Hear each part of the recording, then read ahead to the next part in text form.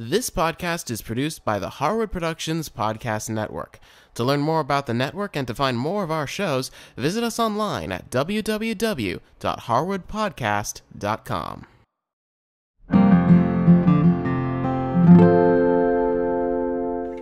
Hi, I'm Cindy Harris. Welcome to Easy Entertaining.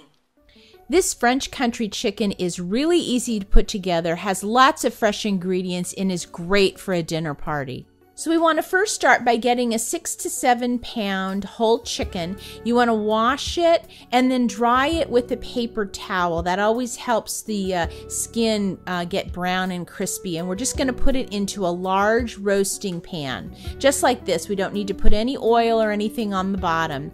And then we're going to get some bacon, and I like to use the thick sliced bacon, and I like to use between 10 and 12 ounces, whatever size package yours happens to come in. And all we want to do is cut that into some smaller bits, because what we're going to do is we're going to take that and get it into a saute pan on a medium-high heat on the stove, and we're going to start browning that off. Now after a few minutes, the bacon's going to start to brown like this, and then we're going to want to get some sliced mushrooms. I'm using about 2 pounds of sliced brown mushrooms. You can be kind of loose about exactly how much you use, but I'm using some cremini, which are the little sliced baby brown mushrooms. If you can just find button mushrooms, that's fine too. Now it looks like a lot of mushroom, but that's going to cook way down. And then to give that a little bit more flavor, we're going to put in 2 cloves of minced garlic. And once we get the garlic in, we want to kind of stay with this for a couple of minutes. Start moving those mushrooms, that garlic, that bacon, start stirring around in that pan so that the mushrooms can start to brown as well.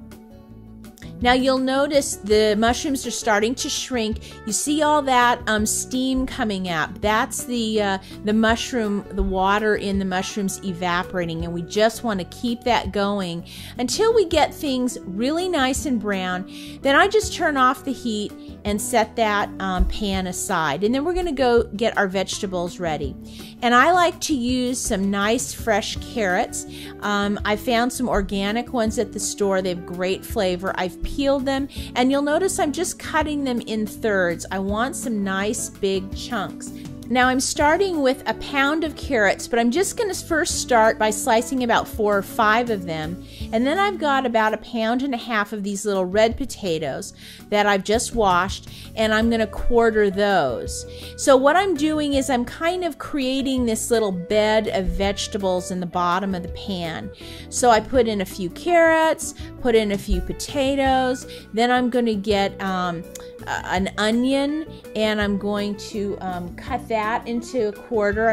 You can use 1 or 2 onions. My family really likes that kind of roasted onion thing, so I'll probably use 2.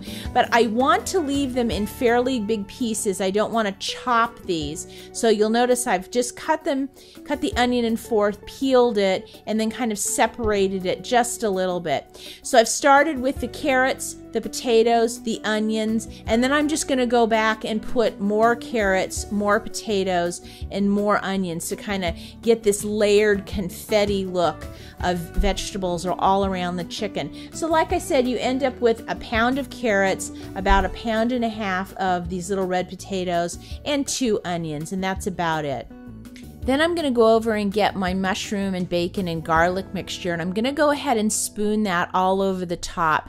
This mixture adds a ton of flavor to this meal. It's incredible. So I want to go ahead and dump every last little bit out, and then I am going to kind of move those mushrooms off the top of the chicken a little bit. Then I'm going to go ahead and add some liquid, and I'm going to add 1 cup of chicken stock, and this is an organic chicken stock that I got at the store. So I'm going to put that in, and then I'm going to add about 2 cups of dry white wine. This is just a Sauvignon Blanc that I use for cooking. I'm adding this liquid for 2 reasons. 1, it'll keep things nice and moist, and 2, I'm going to use it to make a gravy. Then, right before it goes in the oven, I'm going to sprinkle everything with a little kosher salt and a few cracks of black pepper. Now you're going to want to have the oven preheated to 425 degrees, have it on the lowest shelf, like you can see I've done here, and you just take the whole thing and pop it in the oven. Now it's going to take an hour and a half to cook through, but every 30 minutes I like to open up the oven and take one of my little basting bulbs here, and I like to get some of that liquid and kind of just squirt it, the broth and the wine, all over the chicken and all over the vegetables. It just kind of helps keep things nice and moist. Just do that every 30 minutes or so. And then after about an hour and a half, we'll pull the chicken out and it will be nice and brown like this. Now the next thing we want to do is we want to get the chicken out of the pan because it does need to rest for a little bit.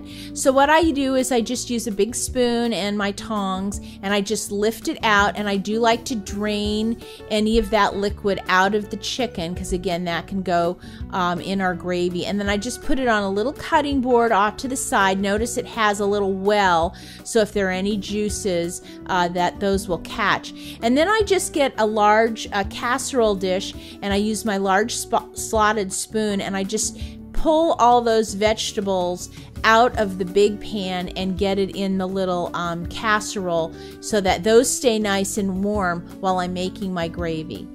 Now, before we start with the gravy, I like to defat the drippings in the pan. So you should have about 2 cups or so of liquid in the pan. So I just drain all of that off into a little measuring cup, and then immediately what happens is the fat rises and the solids go to the bottom, and I can see I've got that, you know, nice little layer of fat at the top. So I go ahead and I get a bowl, like a stainless steel or a glass bowl.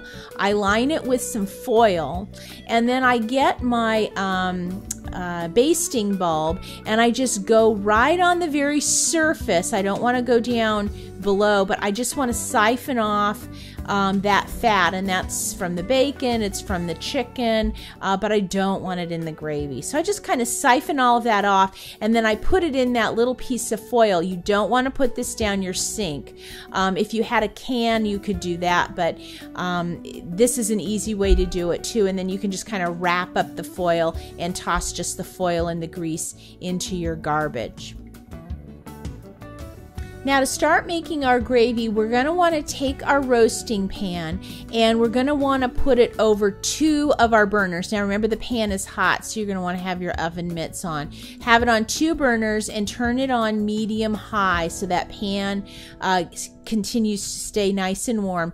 And then we're going to take our drippings that we've saved, that's the wine and the broth and all of that, put that in the bottom of the roasting pan. Now it's going to start to get warm and start to bubble.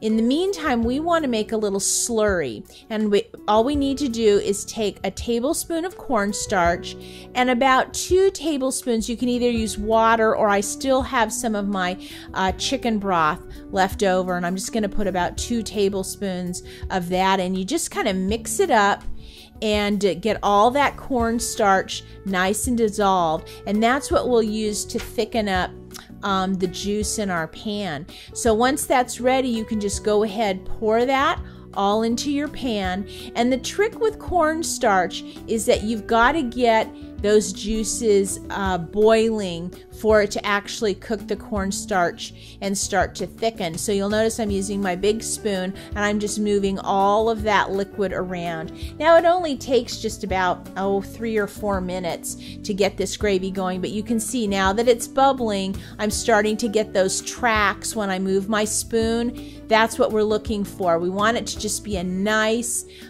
delicious, thickened gravy. Now all we have to do is just pour that right off into a gravy boat, and that is set, and that will be delicious on top of the chicken and the vegetables.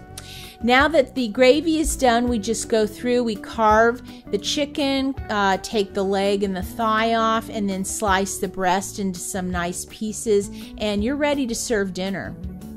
This French country chicken is fabulous for small dinner parties because it's a really hearty dinner, and yet it's just a little bit of protein with the chicken and all those great vegetables, and with the wine and the mushrooms and the bacon, it's got fantastic flavor. People love it, and it's really easy to put together. For more information on this episode, go to our website and visit the Easy Entertaining show notes. Also, if you have any questions or ideas for us, send us an email. Thanks for watching. We'll see you next time.